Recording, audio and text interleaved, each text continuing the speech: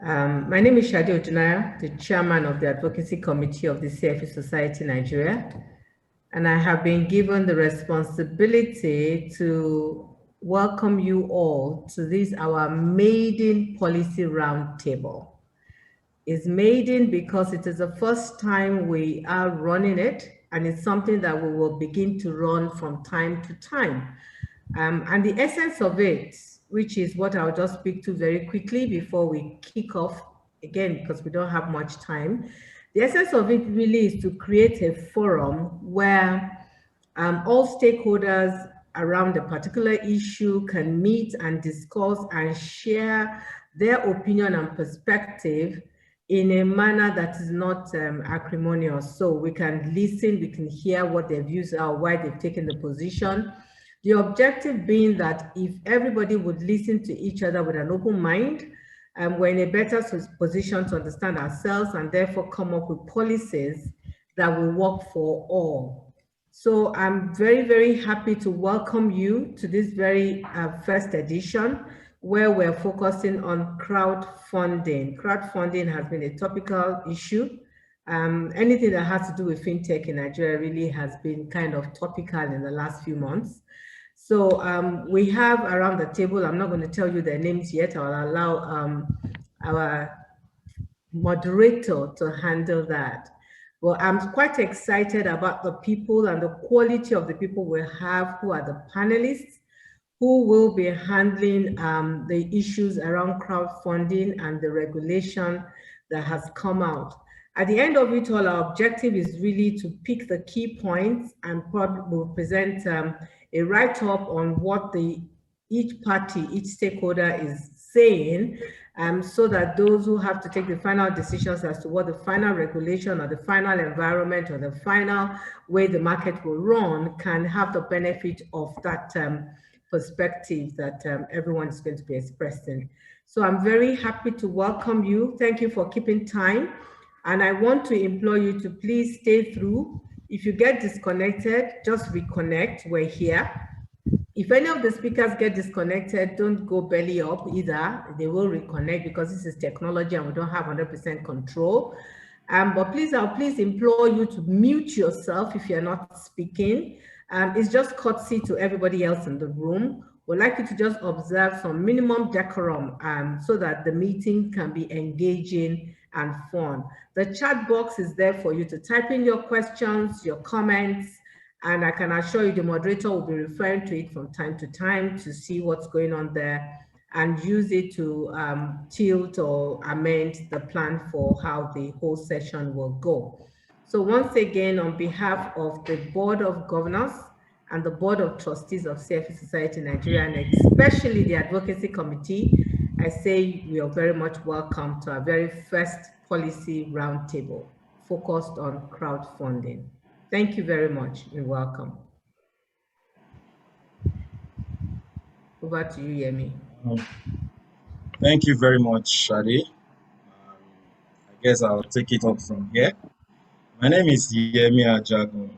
I'm the Executive Director, Chief Operating Officer of CFA Society Nigeria.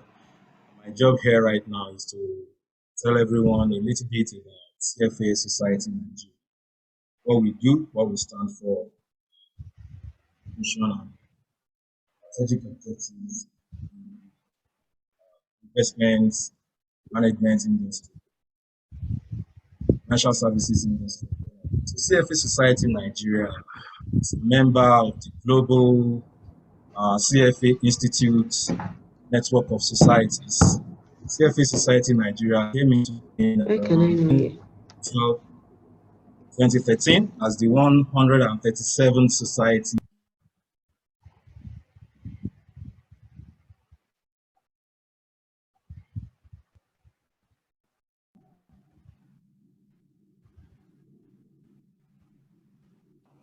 Amy, please go ahead. Because I was muted. I was muted as okay. As the 137th society in the CFA Societies Network, and our mission and vision, strategic objectives. CFA Society Nigeria seeks to promote the highest standards of investment practice in Nigeria, to provide a vibrant community in which its members and other key players in the investment industry interact and grow. And the society continually engages with all stakeholders in Nigerian investment industry, from regulators, professionals, investors, and all stakeholders in the industry, just to be able to promote ethics and professionalism in the industry. And we also provide various platforms for networking and professional development all investment professionals through several knowledge sharing seminars, webinars, sessions, and conferences, just like this one. CFA Society Nigeria is a leading voice for advocacy in Nigeria, and we promote various programs and programs like Global Investment Performance Standards, GIPS, Asset Managers Code of Conduct, AMC, Statement of Investors' Rights, Women in Investment Management Initiative. We also have various programs like Industry Practitioners Ethics Challenge, which is the corporate version of the Universities Ethics Challenge, and also the Universities Research Challenge, which are programs aimed at our universities and developing young professionals, bringing them into the profession. So our credentialing programs are mainly three, the flagship of which is the Chartered Financial Analyst Program, the CFA program, which is considered as the global gold standards for investment management professionals. We also have Certificate in Investment Performance Measurement, that's CIPM.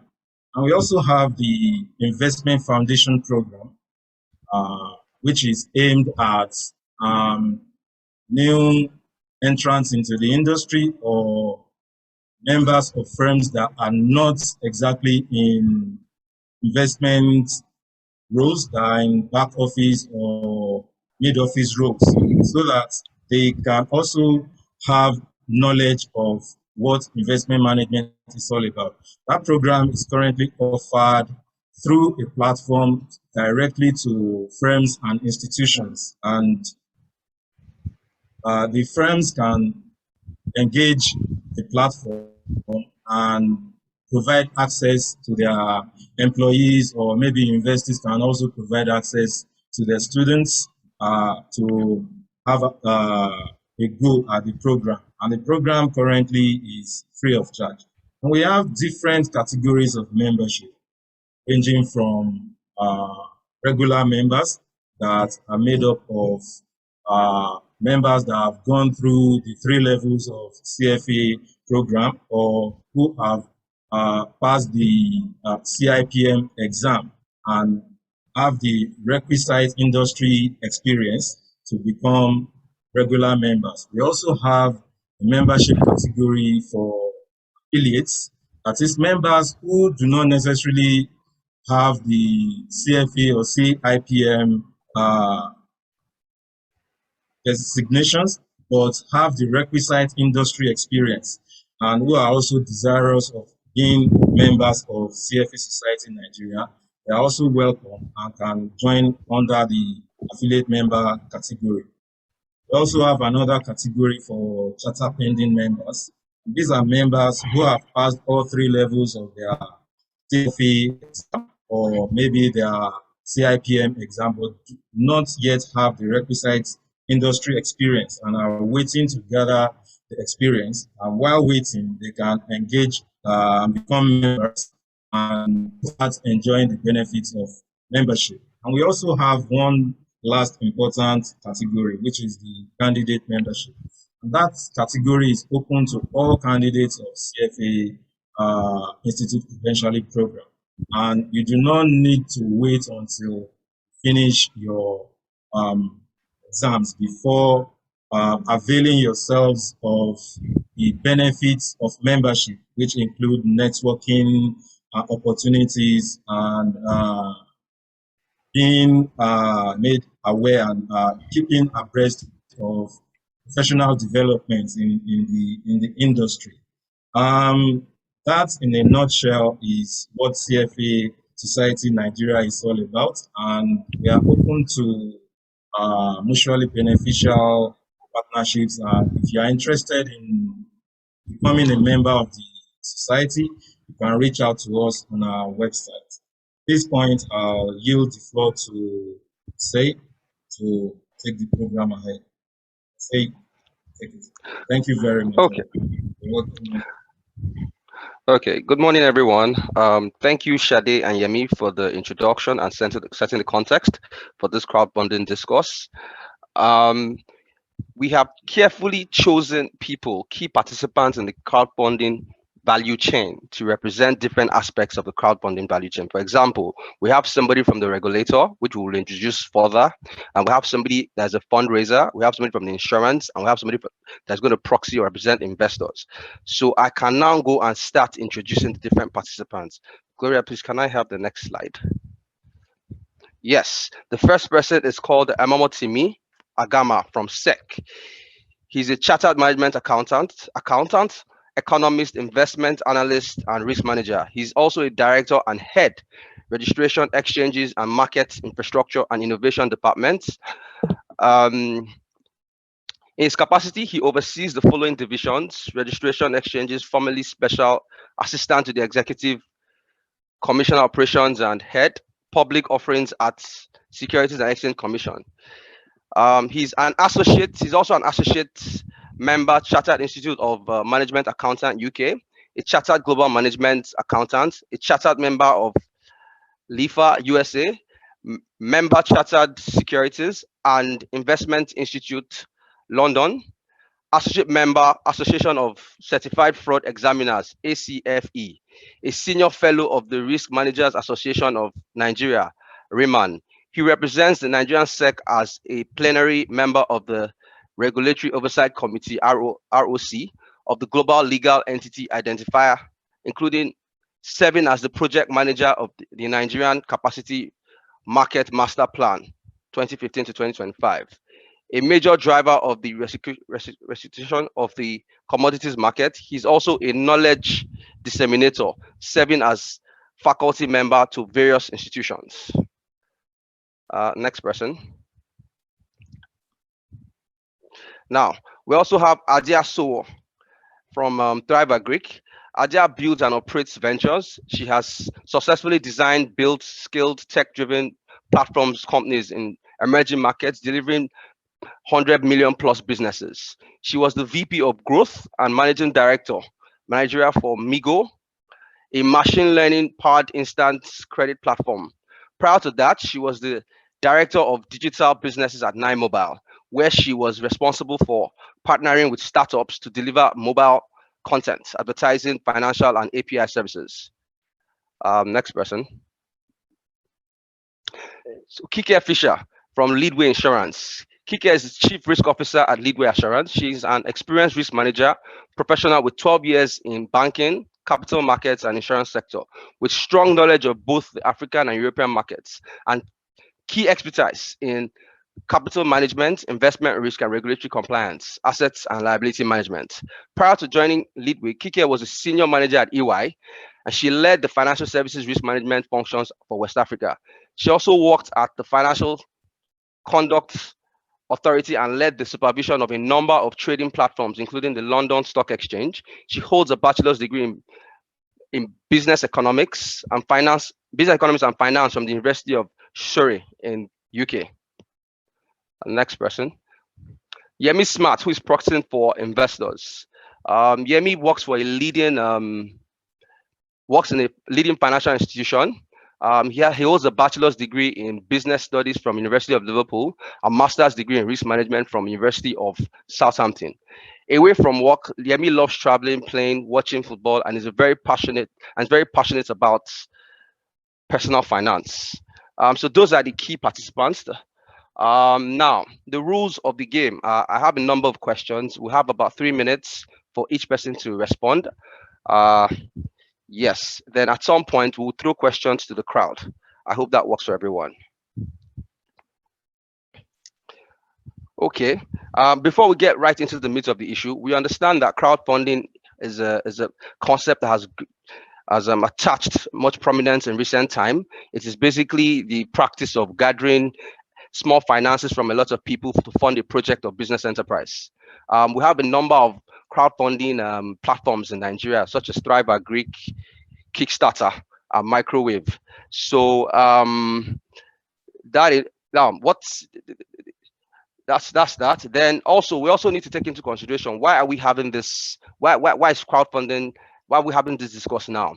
Now some of the background to this is over the last couple of years, say 2 years, crowdfunding in Nigeria in particular has attracted a lot of attention, primarily due to, number one, lower returns from traditional asset classes, which led to people looking for alternatives. And at that point, crowdfunding was giving high returns and good promises of return of principal. At some point last year, some crowdfunding companies defaulted, and I think we also found out that some of them were Ponzi schemes masquerading as crowdfunding platforms. In light of that, SEC came up with a draft guideline in May 2020, and also a final guidelines on crowdfunding in January 2021. Now, so we are here to look at crowdfunding as a whole, its impact on Nigeria, and dissect what the regulations could mean on the key participants in the industry. So that's a brief introduction for crowdfunding. And to dove straight into the questions, my first question will go to the SEC member, who is Agama from SEC. The first question I have is, what necessitated the regulation on crowdfunding? Right. Thank you for having me, CFA Society. I bring you warm greetings from the Director General of the SEC, Mr. Lamido Yuguda, who is one of your own. The reason why we delved into the crowdfunding space is no other than protecting the investors. The primary mandate of the SEC is protection of Nigerian and indeed foreign investors. And if there is any business, any form of investment business, Section 13A of the Investment and Securities Act clearly states that the SEC regulates investment and securities business in Nigeria.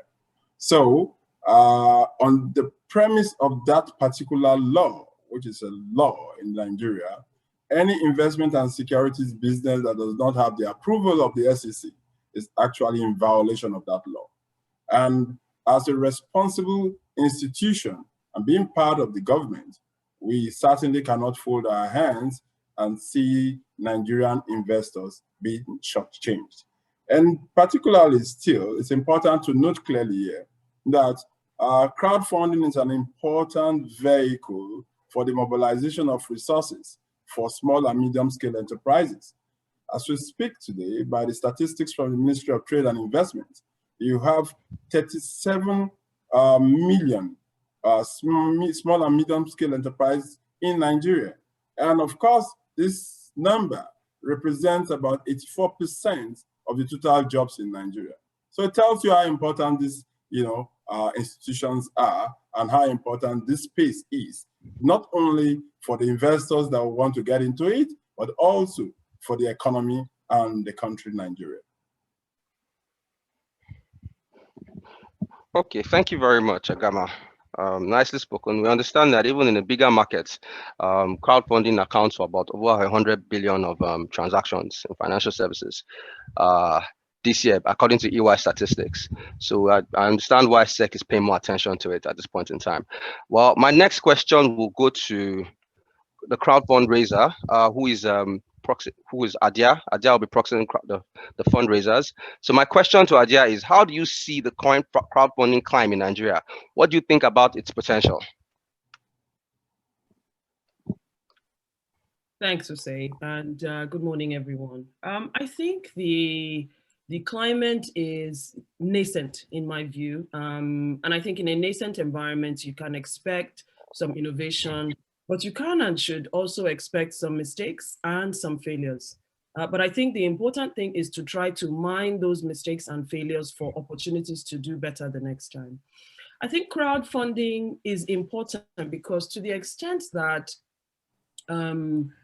sometimes the market outpaces regulation. You want the market to serve to educate. You want the market to be a pilot or testing ground sometimes for new business models.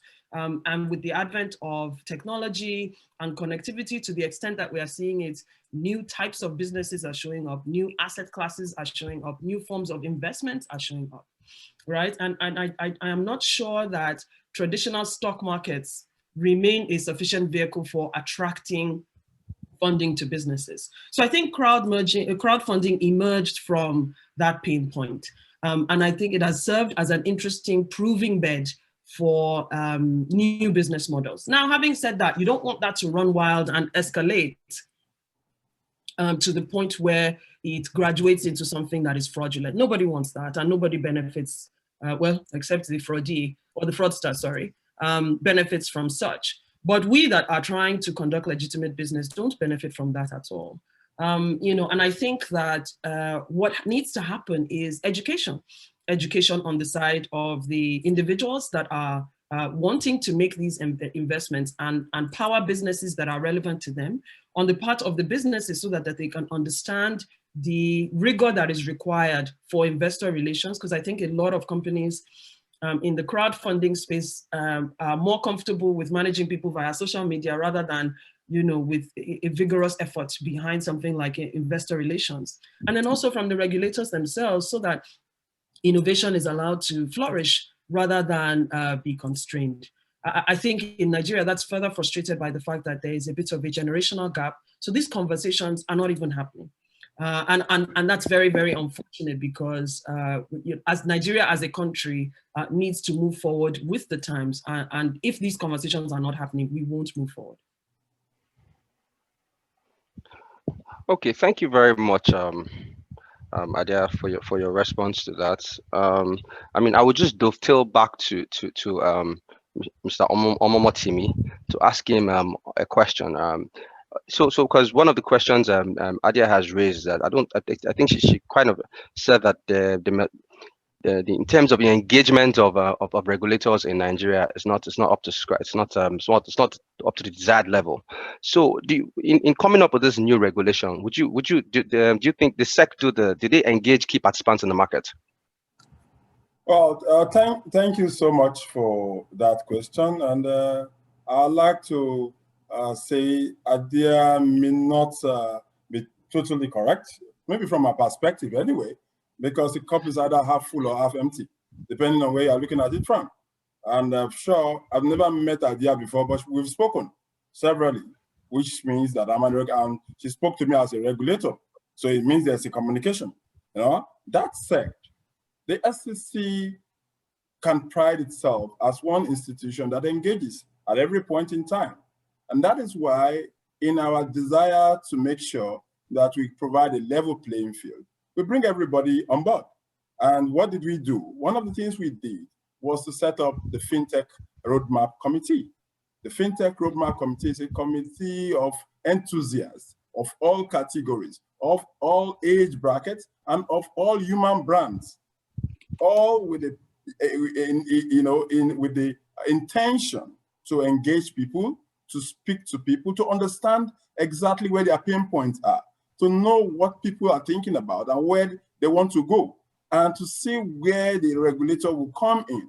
Because one of the challenges you have among innovators is that, yes, they have technical skills, but practically in building whatever they are building, a lot of times they don't take into cognizance risk management. They don't take into cognizance the investor's interest. They don't take into cognizance what may go wrong and how to deal with it.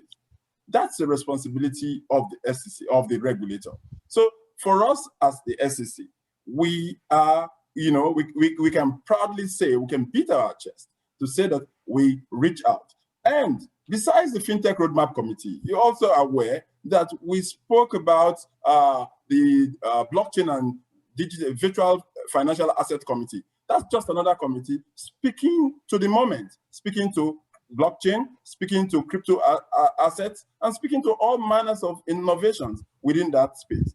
And now coming back straight to the topic at hand, crowdfunding.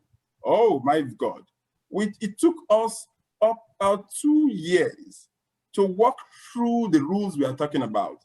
And by the time we finish engagement, our rule-making process is so robust. And what do?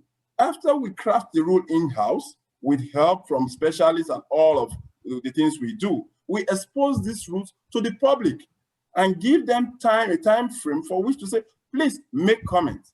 And I can tell you the crowdfunding rule was one rule that elicited a high or record number of comments. We had over 200 pages of comments regarding the crowdfunding rule.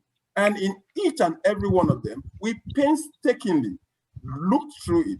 We have a rules committee at the SEC that is varied with strong expertise in various areas. And we looked at every point that has been made, every suggestion that has been made to see why that suggestion should either be accepted or not accepted, including the World Bank, including many other stakeholders from home and abroad. So our level of engagement, is something that we can boldly say beats any other regulator in this country. So we speak to people because we are protecting the investors. And because we are protecting the investors, we must know the pain points for the investors. At the same time, we must also know the pain point for the innovators. And that is why we say at the SEC, our business is not to stifle innovation, but rather to bring innovation to the doorstep of everyone that is interested. It is only the guilty that is usually afraid. And that is why you find that if you are plain, if you are open, the SEC has an open door policy. Anybody can reach any one of us. Our websites, our phone numbers are on our website. That's to tell you how open we are. So clearly, for us at the SEC, we did enough engagement, and the engagement does not end. It's continuous because the rules are dynamic. Even after the rules have been issued and we find out that there is a challenge somewhere in the operation of the rules, what we naturally will do is go back to the drawing table and make sure that that is fixed. Collaboration is not a one-off thing. It is something that is continuous, and education is always necessary, no matter at whatever point the regulation has been released. So we'll continue to educate. The reason why we are here today, the reason why the DG specifically asked that I represent him here today, is because of one of those reasons. Because we want to continue to collaborate, we want to continue to educate, we want to continue to reach out to people in order to get their viewpoints. Thank you. Thank you very much, sir. We have other two participants here, so let me bring them up to speed. We'll come back to Adia and Mr. Omomotimi's match. So for Kike Fisher, what's your I mean, from Leadway Assurance, right? She's a CRO of Leadway Assurance. Please, can you there are lots of people here that don't really know what crowdfunding is. So kindly identify what it is insurance companies do in the value chain, and tell us what you think about the crowdfunding climb in Nigeria from your own perspective. Okay. Hi, good morning, everyone. So what is my role, or what is Leadway's role in crowdfunding?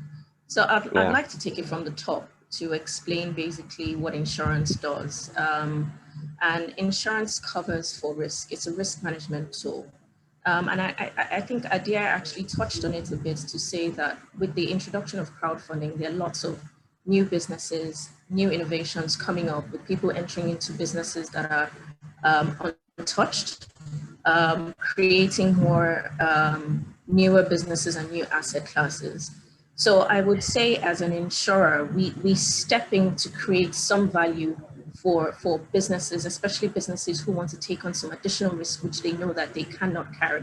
And so with insurance, what we do is we cover for potential losses, we cover for potential risks that might impact on the business. And this varies depending on the product or the project in which the crowdfunder might be undertaking. So a perfect example would be protection against fire. So if it was a real estate crowdfunding project that was ongoing, there are insurance covers which could protect against the building or building destructions. There's also fidelity guarantee bonds, which also protect the investors or the owners of the businesses from particularly fraud and embezzlements within the business. So as an insurer, what we're largely doing is basically enabling businesses to basically take on additional risks that they normally would not want to. And now, as we know, insurance penetration is quite low. It's another area where a lot of education is required to ensure that businesses really do understand what an insurer particularly does. And now with the introduction of crowdfunding, to some extent, there's been some increased awareness about the role of the insurer in the crowdfunding process. So I think that's it in a nutshell from the insurer's perspective. And I think with the introduction of obviously with the SEC rules, it probably would create some more innovation for the insurers in terms of the kinds of products we also offer to the investors or the innovators of the crowdfunding projects, which could potentially be ongoing. Okay, so there's a question, yeah. So most of us, right, last year, by the time we go to a crowdfunding website and we'll see returns are guaranteed, insured by Leadway. Yes. That statement, what does it mean? What are we investors? I knew that was going to come up.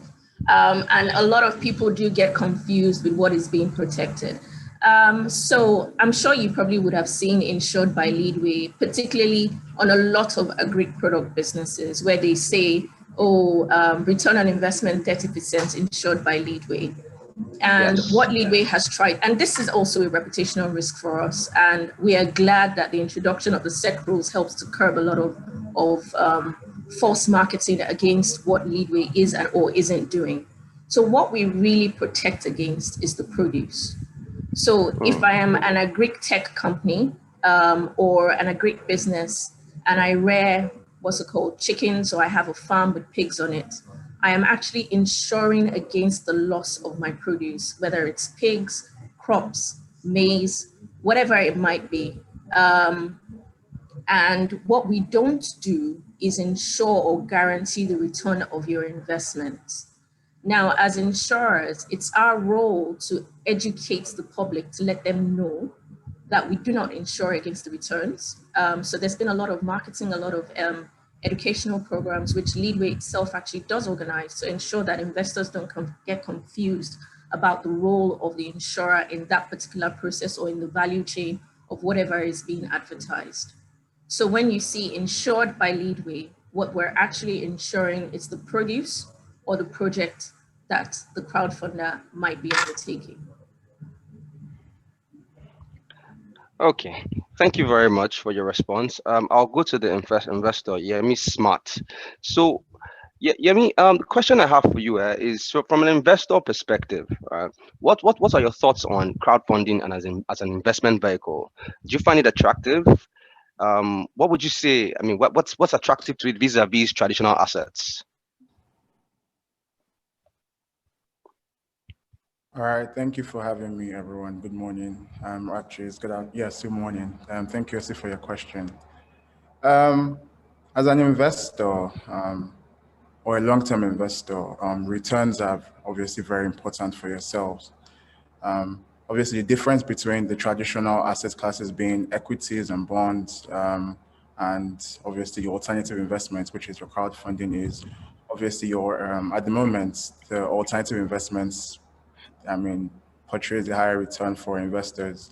So for an investor standpoint, obviously, what you always try to do is ensure that your returns are obviously above the inflation.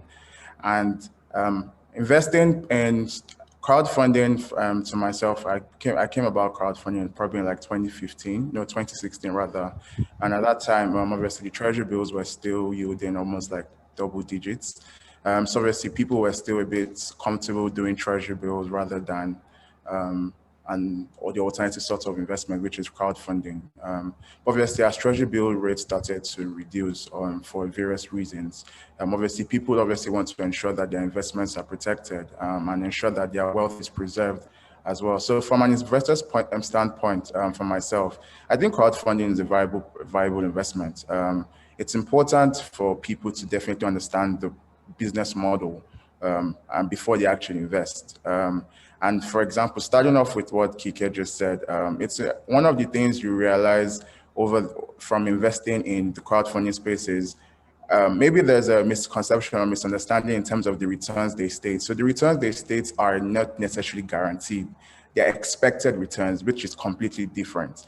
A guaranteed return will only be obviously most likely gotten from either a treasury bill or a fixed income investment where you're setting up your investment. But for crowdfunding, it's always the expected returns, because you're saying over the business of this project, this is what we expect to return, and this is what we give our investors. But the most important thing from an investor standpoint is to understand your risk tolerance and your risk perspective, and understand the business model, so know what you're investing in. And for myself, I think as a young person trying to grow their wealth, obviously the crowdfunding space helps me to meet my goal, which is obviously to grow my wealth at a quicker pace, or at a pace higher than inflation. And that is why young people, as well as other people, retail investors and some wholesale investors, are sort of keying into the crowdfunding space just to ensure we stay above inflation. Thank you. So if I understand you properly, yeah, your concern is the fact that a lot of investors are entering this space with lack of knowledge, right? But however, it's a viable investment and vehicle. Oh, definitely. So when actually kicking off my crowdfunding investment phase, one of the things I actually did was proper due diligence. I wouldn't mention some of the names I've invested in, right? But I actually had like a spreadsheet, wrote down names of the management, wrote down names of their offices, and the ones I could actually visit. I visited their offices to speak to them, to actually understand what they were trying to actually achieve. There was actually a particular one I actually asked for their offtake agreements as well, just to ensure that they're able to sell the produce that they're actually going to sell. So from my own standpoint, just maybe because I have like a prior knowledge of investing, I was able to ask some certain questions just to ensure that my capital is fixed. But definitely there are some investments that I've seen over the last few years that have suggested returns that I'll find very worrisome. But like I said, it's always important to look at the management team, look at what they have done, and just understand the business, and just have an idea of whether the business is viable. And if it's viable, then obviously it's a great investment. Okay, so quick one. We're still addressing your first question. So as a retail investor, you were able to ask request for offtake agreement? I did, actually, from a particular agriculture platform. I did ask for an offtake agreement, and they did share. Right. Okay, that's fine. So I'm done with the first round of questions. In this first round, although I have asked SEC 2 questions, so I'm going to dovetail back by asking you again, right? One more question. So looking at your investment pattern, right, between 2 years ago and now that SEC has come in to put in new regulations, right? Do you think the regulations are beneficial to the market? Are there aspects of the regulations that you would think you would rather have tweaked from an investor perspective? Most definitely. So I'll just start off with the last question, what areas I feel like they should be improved on, or sort of like they should have a second look. So just looking at, in 2015, the European Commission published an article called the Action Plan on Building Capital Markets Union. And the report recognized that an alternative source of finance for micro and small medium enterprises was crowdfunding. And one of the statements in the article that was circulated by SEC, they stated that the investors, or the crowdfunder rather, should have a minimum paid up capital of about 100 million. And obviously looking at that and obviously operating for about 2 years, that's sort of counterintuitive, because it's almost likely impossible for a microfinance or a micro company or enterprise to actually have up to 100 million, because that's one of the reasons they're actually trying to raise. They obviously don't have access to that much capital, and they're obviously trying to raise to scale up their investments or scale up their business model. But obviously that's sort of from my own standpoint, a negative to what they're trying to do, which is to obviously regulate. And the second standpoint, from an investor's point of view, stating that investors should not invest more than 10% of their annual income in a project. And obviously, this sort of rule is not stated in any other asset class. So obviously, it would be important to obviously ask the SEC or the regulators why they would choose to obviously want to put a cap in terms of how much an investor should actually invest in. Those are, from what I've read, those are the only 2 major downsides to the regulators. But obviously, we welcome the regulators on board. It's important as an investor to obviously have the regulators on your side. Regulators are here to educate people, protect the investors, and ensure that there's smooth sale of capital flow from investors to the businesses, and businesses back to the investors as well. So we're very, as an investors, from an investor standpoint, we definitely welcome the help of the regulators to ensure that businesses that are not being honest in terms of the returns that they're going to generate from their model should obviously not destroy businesses like what private agri are trying to do. Thank you. Thank you very much, Jamie, for all the insights. We're very grateful for the knowledge sharing. So I'll go back to Kike. Kike, are there aspects of the regulations that you feel are inappropriate, or there are aspects of regulation you want to praise? It could go both ways. Well, I think more generally, the introduction of the regulation is more positive for us from an insurance perspective, because it then provides more comfort for us in terms of the people that we insure. Obviously, we've had instances where even after doing our own due diligence, you find out that a lot of the crowdfunders are actually not doing what they're supposed to be doing, and you're insuring a fraction of what they've described as their risk. So the positive is the introduction itself of the regulation. Perhaps more clarity as opposed to areas of the regulation that I would say that are not, or that I would say are negative. It's more of a clarification for me with respect to the intermediaries. I don't think that aspect of the regulation was clear in terms of the pool for the intermediaries. And it's probably would be something that I would also like some more clarity on in terms of how that is going to work from that perspective. But other than that, I think it's largely positive for one point. Okay. Adia, are there aspects of the regulations that you have concerns with? Are there aspects of regulations that you agree with and like to praise? Well, I mean, I definitely prefer, I definitely appreciate the involvement of the regulator enough to issue regulation, for sure, similar to Kike. But as Yemi said, there are some, elements or challenges. I guess the question I ask myself, and this is hypothetical, is what's the goal here? Is it to help Nigerians build wealth? If so, why put a cap on why regulate, using a cap as the lever, where an option could be to focus more on education. Education of both the individuals and the companies. I made a point earlier that I too noticed that some people manage what should be investor relations like social media, and it requires a lot more rigor, and a lot more intelligence around customer information, and a lot of clarification. I mean, I too also noticed some massive misnomers and misstatements when expressing how insurance would be used, as Kike pointed out. So I think that a young person in Nigeria is trying to pull themselves out of the quicksand that is inflation and the devaluation of the Naira at any point in time. So you're doing everything that you can. You're trying to find asset classes that can perform.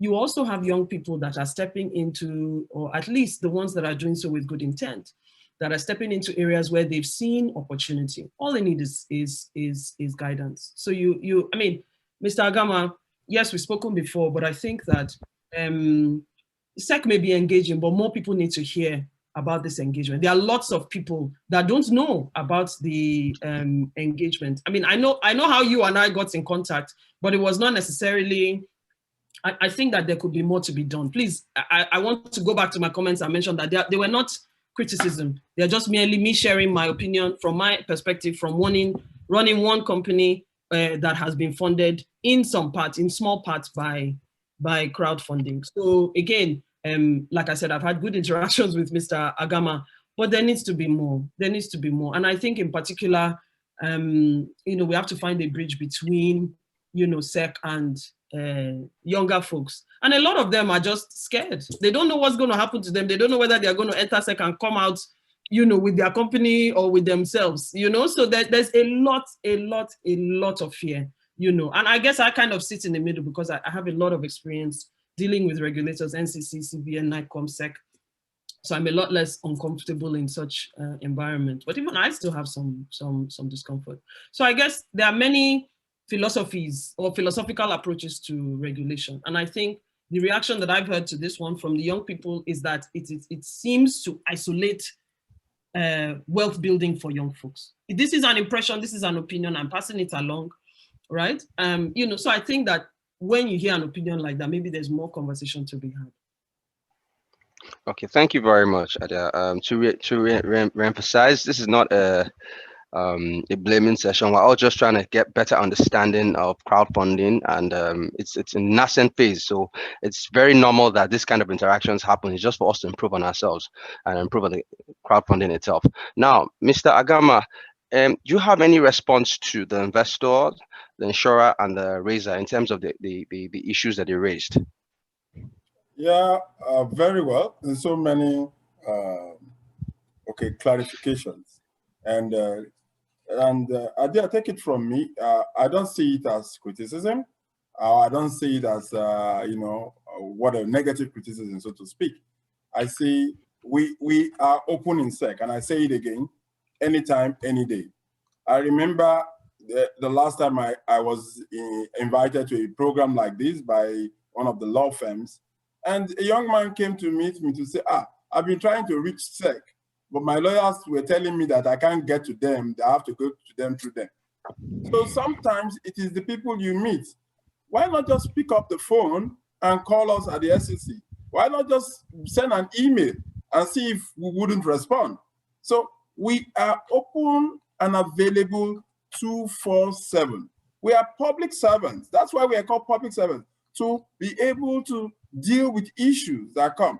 We are part of this nation, and whatever we do is towards wealth building, economic development, and of course, institutional development. So the SEC, as always, is available.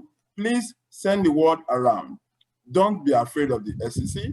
We are available. Reach out to us if you have a challenge. We'll sit down and we'll deal with it. The only time the SEC will not be available is when you have already committed a crime and you now want the SEC to start patting you on the back. That won't happen. That won't happen. If you are in doubt of any particular issue that you are running or doing, please reach out to the SEC and we'll be available to explain to you what to do and where to go or how to go about it. We will hold you. And for those that do not know, let me let you know the twin objectives of the SEC. The twin objectives of the SEC are regulation and market development. Those are the two. So it's not just regulation. Regulation and market development. And in market development, it speaks to education. We will want to speak to everybody from every radio station, every television station, of course. But sometimes we are handicapped by our resources. But whatever we can do and we will do, we will always be there. If you invite us, we will come. And so that's, having said that, also to clear some misconceptions about the rules. One, when you talk about 100 million, we're not saying that the investor or the firm should go and get 100 million naira. That's not correct. We are speaking to the platform. If you want to set up a platform that will enable people raise capital, you must do one or two things. You must put certain things in place for that to happen. You cannot, set up a crowdfunding platform with a briefcase, a fly-by-night crowdfunding platform, and at the end of the day, you take the investor's money and run away without any safeguards for the investor. No. So the 100 million is even a capital for you as an institution, a crowdfunding platform to be able to build. Wouldn't you buy computers? All of these are captured. You are not giving SEC the money.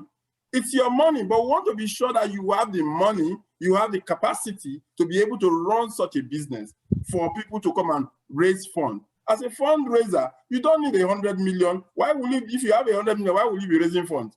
So you have to go to a platform who should be able to do this for you, an intermediary that will take care of all of that. And when we say, when we speak about capping investment, it is clear that for a retail investor, you cannot afford to expose a retail investor to high risk.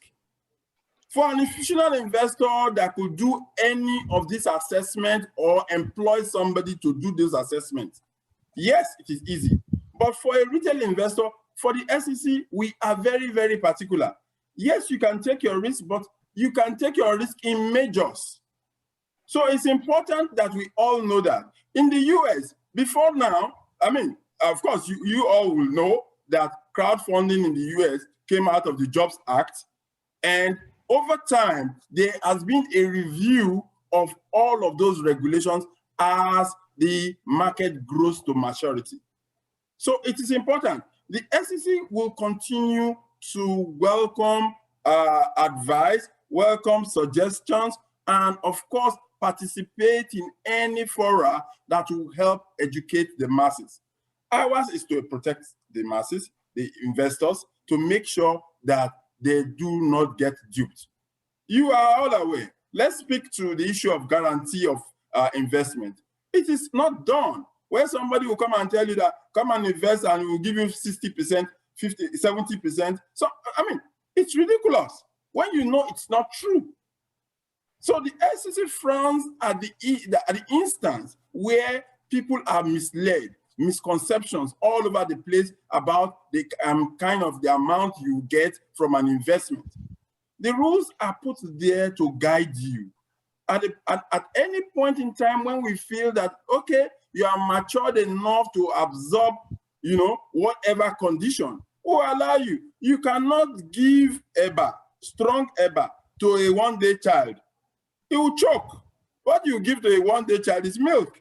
So as you grow, you are able to now build yourself up and build your stomach for particular risk that, you will naturally face. So it's important that we know this. The SEC, like I said again, the current DG of the SEC is particular about education. It's particular about reaching out.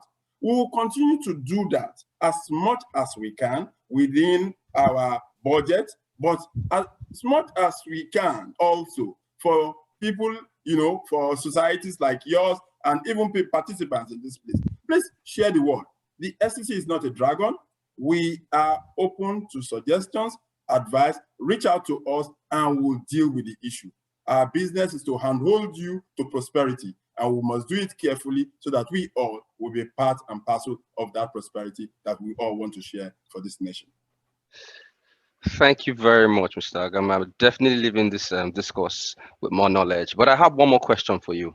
Now, since the release of the new guidelines, for example, the clause that has 100 million for a crowdfunding platform, to set up a crowdfunding platform, has SEC received any applications? Do you know whether it's progressing the market or it's just the regulation that is there and is preventing people from coming? Okay, so what we have done is that prior to this regulation, we had what we call the Fintech assessment forms. And basically, the idea of the Fintech assessment forms is for those people who have intention of doing any of this stuff to come in and let us know this is what we want to do. And we now put, everybody in its buckets. Having done that, the regulation takes a number of processes. So we have come through the process of issuing the regulation. But besides doing that, one of the things we have also told ourselves at the SEC is prior to this time, we do a lot of manual things. And of course, it takes time to get things done. In the fintech era, that is gone.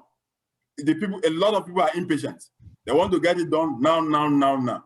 So what we have, started, and the process is going to be completed very, very soon, is to digitize the registration process of a crowdfunding platform, wherein start to end, you do it digitally, So your application is done digitally, and all of the process takes place through that means to the ending. So that is what is happening. And once that happens, it becomes fully operational, and everyone that is interested in applying or having a crowdfunding platform or being an intermediary and all of that will be welcome to come in. I'm sure the announcement will be out in less than of a time. Okay, sorry, just a clarification, because up till now, I'm sure people still get crowdfunding alerts and notifications on Instagram, Twitter, and the general internet, right? So is it because there's no crowd? Is it that you're saying that there's no crowdfunding platform that is registered? So as such, any crowdfunding advert we see now in Nigeria, we should ignore. All right, so it's a caveat emptor, buyers beware. So where there is no law, there is no sin. right? We have introduced the crowdfunding rules. As once immediately the forms become operational, we'll give it, of course, even in the rules, we have what we call a transition period. So by the time we activate that, it means that if you are a crowdfunding platform and it's not registered with the SEC, you are in violation of the ISA. And if you are in violation of the ISA, of course, you will be met with the sanctions of the law. Okay. So how did they now get? Add something to that, if that's okay, please. Okay. I feel free. I was just going to go to, yeah. Yeah, there's just something I'd like us to be conscious of. I recognize that the current regulation is a starting point, and obviously with feedback, things will change. But I just wanted to mention something. Specifically, the types of businesses or enterprises or platforms that SEC regulates are platforms that sit in the middle, of businesses and people that fund businesses, right? So we call them platform businesses, and they are often in 2021 built with technology that does not cost 100 million naira in any way, shape, or form. So if you come and you say to a crowdfunding, you say that you are a crowdfunding platform that has 100 billion capitalized, I would actually scratch my head. So to me, that is actually something that warrants a little bit more discussion, if you ask me, because it does not take $5,000 to start a platform business that connects businesses. Right? It doesn't take a lot of money to start that kind of thing. And I really want to disabuse the notion that a one-man business driven by technology is a scam. All over the world, there are people starting businesses out off their laptops, and they are honest businesses, and they are legitimate businesses, and they are solving real problems. So we need to make sure that we are informing ourselves, so that we don't lose access to these opportunities or lock Nigeria or Nigeria's youth out of participating. I'll give you an example.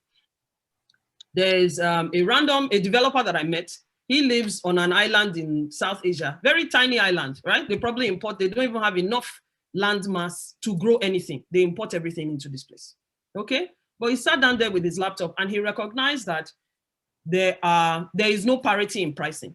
That somebody in America wants to charge $10 for something, right? But then you can't do that because the earning power of the person in America is higher, right? All he did was write some software that enabled somebody to choose, that gives anybody the ability to create pricing parity. So if I want to charge Nigerian customers $2 and charge American customers $10 because I think that is a fairer way to approach the world, I do that.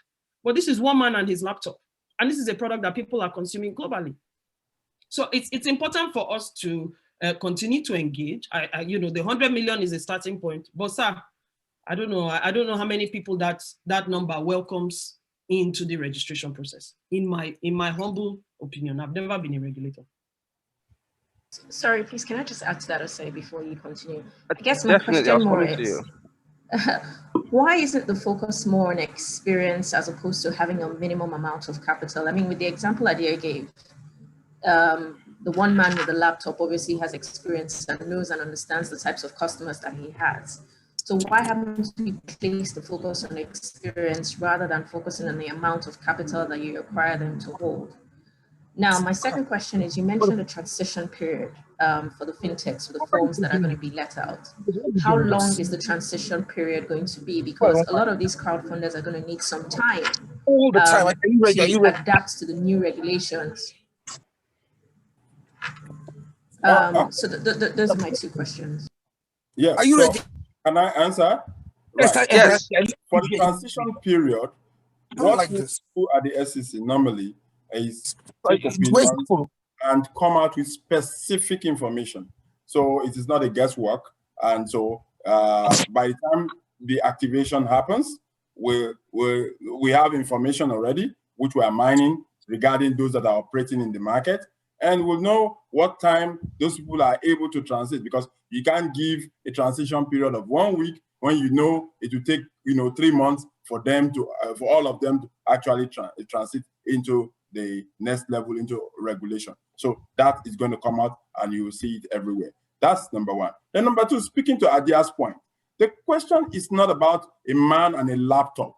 No, it's beyond that. When we're speaking to infrastructures, right? So the assumption that, okay, everybody, because we are all wanting to raise capital, everybody can just raise capital. I'll sit at home and invite people to bring money. And when they bring money, then, I will invest this money on their behalf without any structure, without any governance.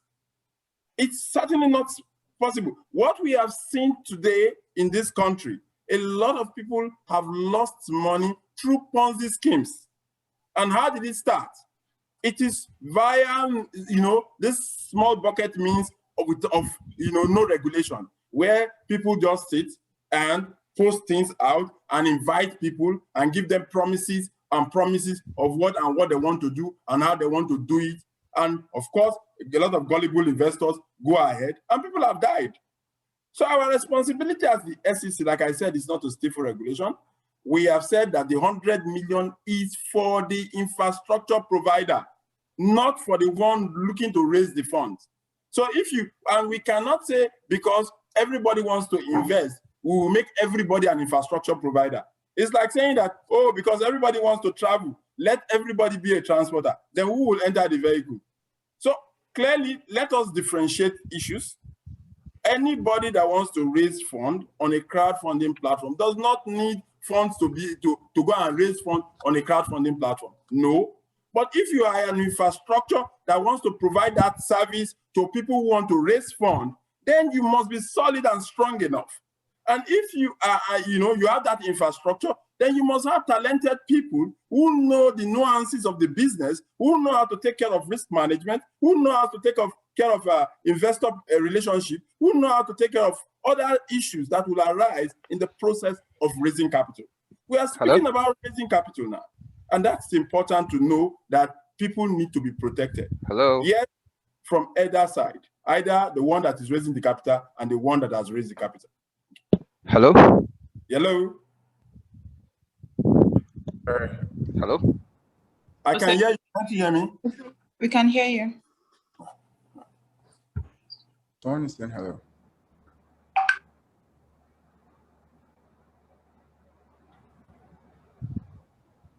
All right, sorry.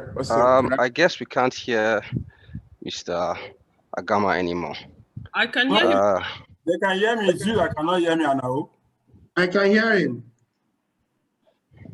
Sorry, can I okay, so while he tries to reconnect, let me direct my last question to one of my penultimate questions to the investor, Yemi Smart. Can't hear us. Yemi? He can't hear us.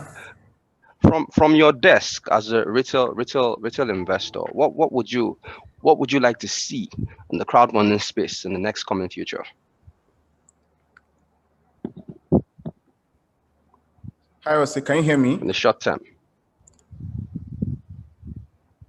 Okay, I don't think you can hear me. All right, so I'll just answer this.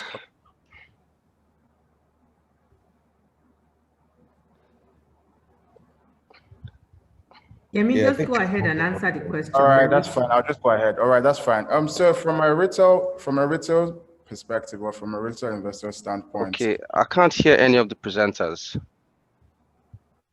From the retail standpoint, one of the things I would actually appreciate if could be done is going forward, right?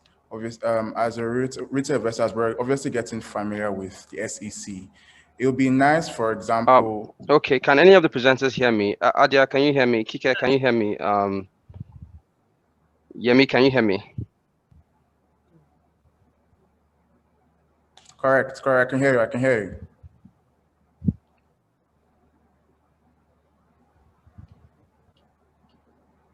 He probably will have to log out. Seems to be from my end. Back in. I've sent him a message, so when he's doing that, you can just continue speaking. All right, that's fine. So I'm saying from a retail perspective. Okay, I'll do just that. Since we're getting familiar with the SEC, I think going forward, to obviously reduce the rates of Ponzi schemes, it would be important if, for example, the SEC should list the potential crowdfunding platforms that would be regulated by the SEC, and obviously that would reduce the amount of Ponzi schemes in the market. First of all, I still think we should obviously have more conversations or engagements around the 10% cap on the minimum, or rather on the maximum annual income for investors. I mean, according to Warren Buffett, right, he says opportunities coming frequently. When it rains gold, take a bucket rather than a thimble, right? So his point is there'll be times when the alternative investment class is obviously doing better than the equities market or the fixed income market. Allow us retail investors trying to grow our wealth, allow us the opportunity to obviously have more than 10% invested in the crowdfunding space. So from a retail standpoint, that would be one of the things I would obviously like to see, whether we could change that. And obviously I understand the need to ensure people don't throw all their eggs in one basket because of the higher returns. But I think obviously as I said initially, if we have a listed guidelines of companies that the SEC trusts and obviously regulates, then obviously it's okay for an investor to include more than 10% or 20% based on my risk appetite in an investment option. And thirdly, definitely this sort of engagements are very fruitful and will be welcomed. This is maybe my second time engaging the SEC. But obviously in a forum like this, not a lot of people have been able to obviously engage SEC or even understand what the SEC they do as well. So obviously having probably quarterly or yearly or biannually engagement with SEC just obviously updates the retail investors on what their plans are for the crowdfunding space. Try to reduce the scares in terms of the articles. So for example, like a retail investor just sees an article on social media saying SEC has banned this agro stuff like that, right? I guess if those things scare and people start to panic, oh, my investment is in trouble and things like that. But obviously I would like to see maybe less of that and probably more detailed information about, rather than just SEC has banned this. So to obviously give a retail investor a bit of comfort to know that, hey, okay, the SEC is probing into this case. However, my capital and my investment is still very secure. And then finally, I think obviously, like we said, just more education on, like I stated initially, the guaranteed and the expected return. So I think now obviously people on this platform understand that the investments are not necessarily guaranteed. They're just what is expected over the investment. So people obviously would understand that as you're investing in this space, it's important to understand that high risk is high reward. So if you're okay with the type of risk that these businesses have, and you're okay with paying getting 2-3 times more than the government treasury, which is the fixed or the guaranteed investments, then you should be aware that these are the possibilities of you not obtaining your capital like every other type of business as well. So yeah, that from a retail standpoint, those are things I think I'd like to contribute at this time. Thank you for having me. Thank you very much, Yemi. A round of applause to you. Okay, so we are out of time, but I wanted to clarify one more question to Mr. Agama. So Mr. Agama, I think the question that Kike and Adia are raising is that because they seem to be specifically addressing the capital requirement for platforms and not necessarily the other the reporting burdens, right? So is it possible for SEC to reduce the 100 million? I think that's just a direct question. Requirement. Okay, so the direct answer to the direct question is that the review of any rule is a process. And if the market believes that they don't want to be protected that much by capital requirements, I mean, of course, the will of the market will, definitely reign supreme. So as we move on, we will continue to review situations. We will continue to review what it is that has caused us to put those barriers. I mean, so clearly for us, the feedback we even got when we issued the regulation informs some of the decisions we have taken. So it is not just an SEC business. No, the SEC's business is about regulation. It's about reaching out. It's about listening. So a lot of times people only want to listen to themselves and believe that if what they have in their mind is not taken, then the SEC is not listening. No, it's far from it. We will continue to speak to the general public, to the crowdfunding public, to the investors, and to everybody that wishes well for Nigerian investors. One important thing I want us to take away from here is that it is not everybody that wishes us well, because people have taken people's money away and a lot of people have suffered for it. So as regulators, we can see more than anybody can see. We have the helicopter view. A lot of people see from one side, we see from every side because of where we stand. And our decisions are not premised on sentiment. No, they are premised on things that have happened and the issues that we want to take care of. Because at any point in time, if any investor loses money, even if that institution or that platform is not registered with the SEC, the first institution that they will call is, where is the SEC when this is happening? Nobody will know that that institution was not registered. But having said that, once we start, every registered crowdfunding platform will definitely be on our website. So we advise anybody who is going to be involved in any of these sort of businesses should please check our website for that information. If you don't find it, shoot us an email. Shoot me an email, and I promise you, I will respond. I will respond. It's a promise I'm giving. So let us be educated. Let us be careful. Let us, be circumspect, and let us ask questions. Because when you ask questions, you will not miss your way, and that is important to know. Thank you very, very much, Mr. Agama. It's definitely been a very insightful session. I will definitely call you if I have issues. However, it's time to go. We have just about 7 minutes to conclude. So it's time to take questions from the broader audience.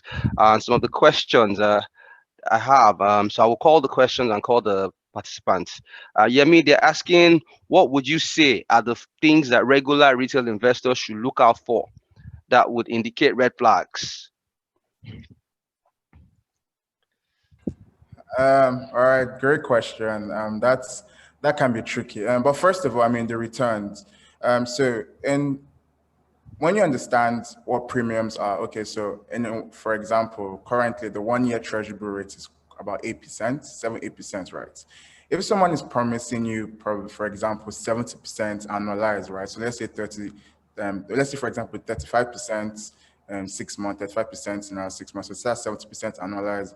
You understand that you're paying almost, the person or the company is paying you almost 5 times what the guaranteed investment in Nigeria would be, for example, right? Or you see like treasury bill rates are reducing, and rather than people obviously reduce the returns they are giving to investors, they're still keeping it fixed or still increasing it. So for myself, that's the first red flag. Like when crowdfunders are promising rates that I would think for that type of business is almost impossible. The second thing obviously is to do a management check. Find out who the sponsors of the business is, what they have done in the past. I think for myself, that's been a great starting point. I just always have a list of investors. Go on their LinkedIn. If you can obviously message them or reach out to them, obviously I'm sure a co-founder of a business would obviously be happy to speak to investors. Try and reach out to them and try and ask obviously intelligent questions as well. Obviously, like I said, the offtake agreement was a once a transaction thing. So you might not always have companies willing to share their offtake agreements with yourself. But ask them what the cycle is. Ask them who are they selling to, how they plan to obviously get the returns they are doing. But maybe the three most important things for myself would be looking at the return above the treasury bill rates, looking at the management team and what they've done in the past, and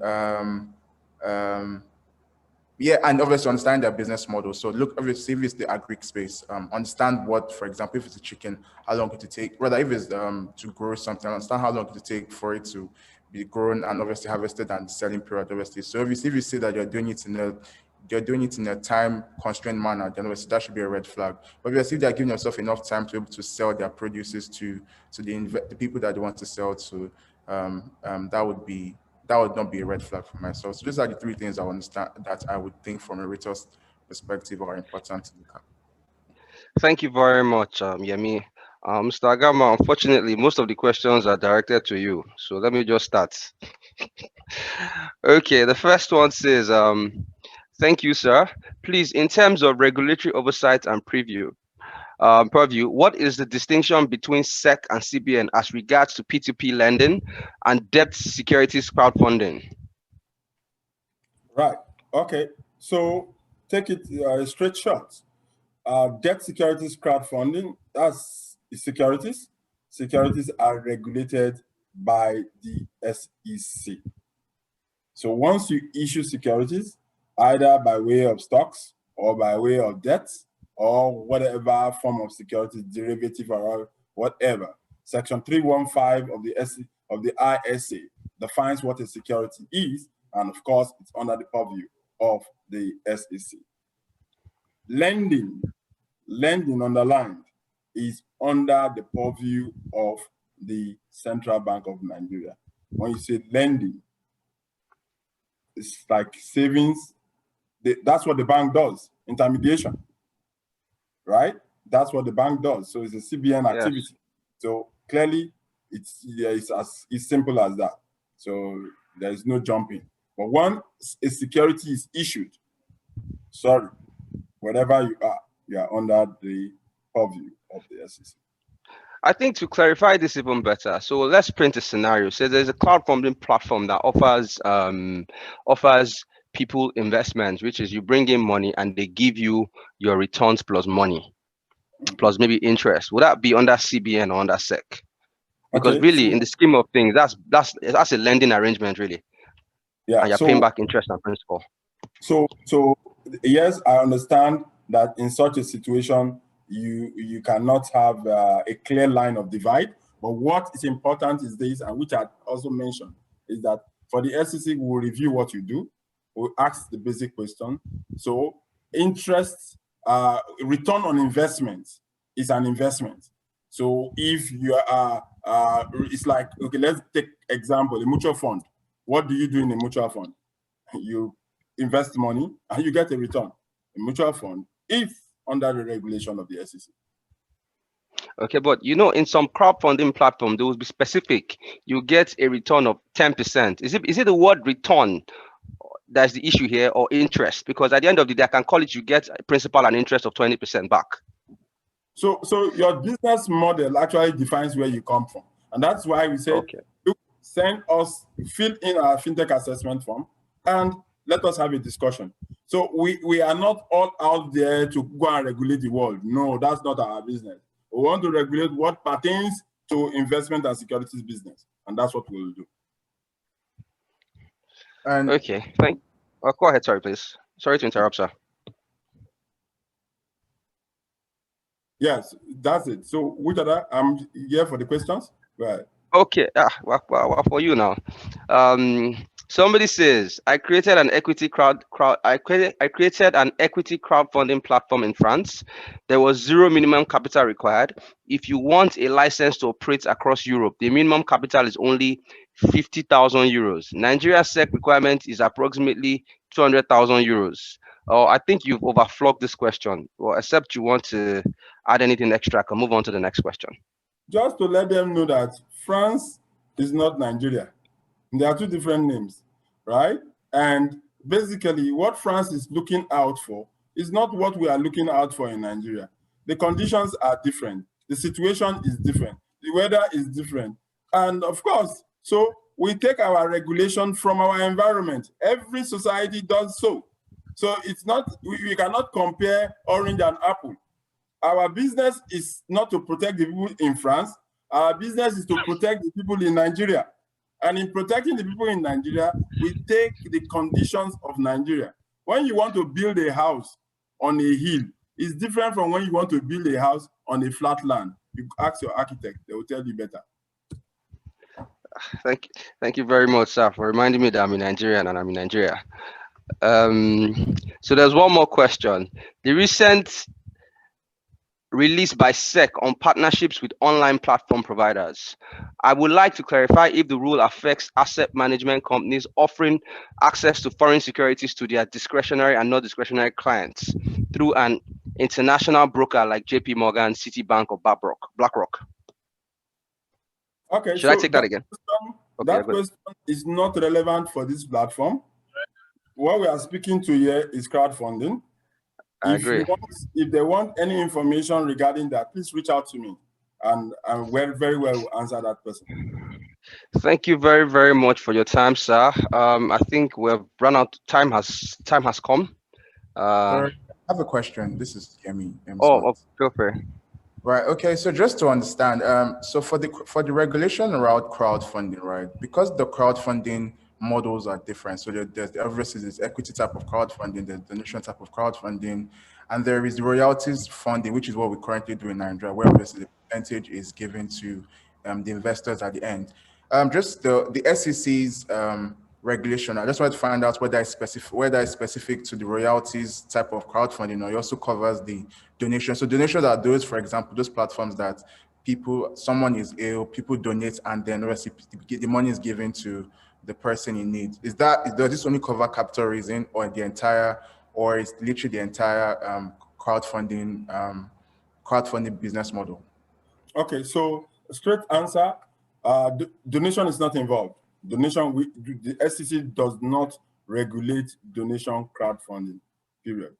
But you understand that what the SEC had done, and it is peculiar to us in Nigeria, we separated equity crowdfunding. We also separated DCIPs, right? Which is the agri platforms, which is a novelty in this part of the world, so to speak, or the main catch.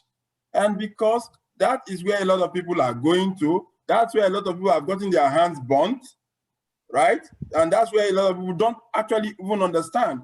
And that's where a lot of people have misconceptions about returns, insurance, and all of the stuff that you have around there.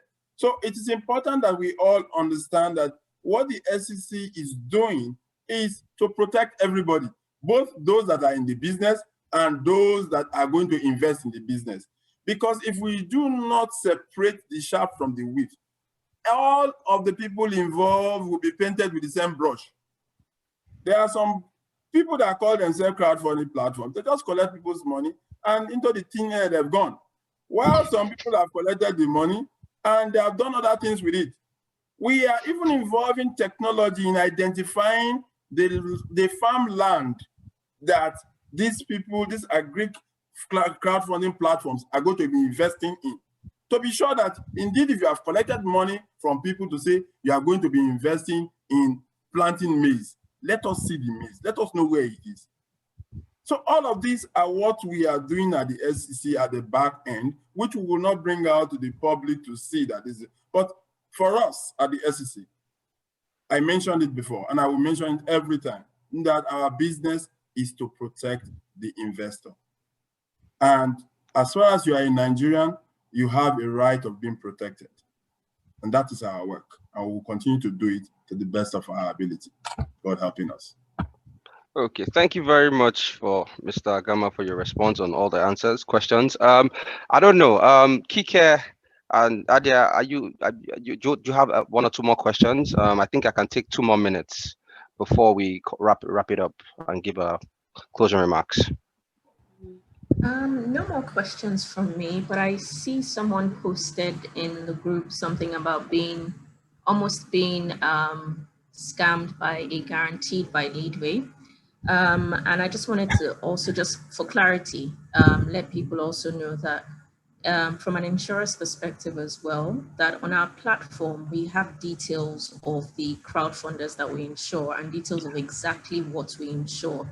So if at any time you see guaranteed returns and insured by Leadway, our platform provides some information around what is insured and what it actually does cover, so that you don't fall victim of such scams again. All right. Thank you very much for the clarification, Kike. Thank you very much, participants. At this point, I will hand over to Shade or Yemi to give the closing remarks. Okay. Oh, Idea, sorry. I apologize. Go ahead. So this is more of a hypothetical question, but I think it's important for people attending this call, as well as those of us on the panel, to have a view on this. Who is responsible for investor education, right? And I think there seems to be poor clarity on who owns that problem.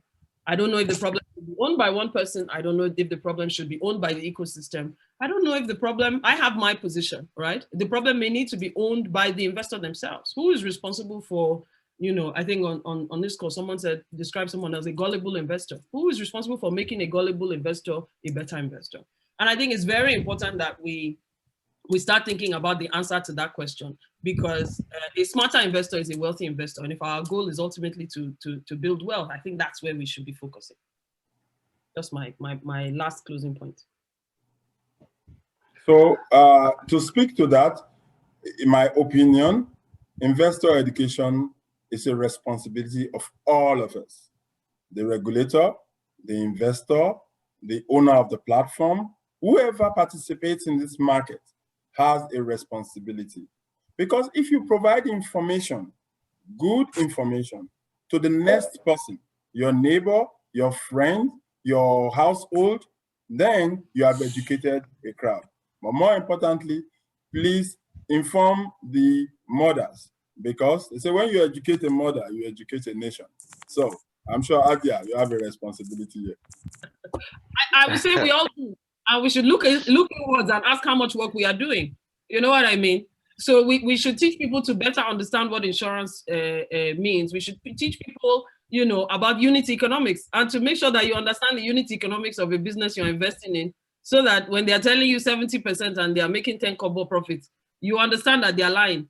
You know what I mean? So we all have our respective responsibility, all our parts to play. But I just wanted to raise that point that we shouldn't, I think accountability, you know, should ultimately rest with the person spending their money. You know what I mean? The person putting their money towards an asset. You can't put your money towards an asset and then get upset when, you know, something you didn't expect happens, because you did no research, because you don't understand how investment works, because you don't understand how insurance works, because you don't understand, you don't have the discernment, right? Google is our friend. I've learned, you know, we can all go out and educate ourselves further before making investments. We shouldn't just be magnetized by 50% return. Okay, thank you very much. We're actually out of time at this point. I would hand over to Chuka to give the closing remarks. Is Chuka there? Yes, I am. Okay, Chuka, you have the floor.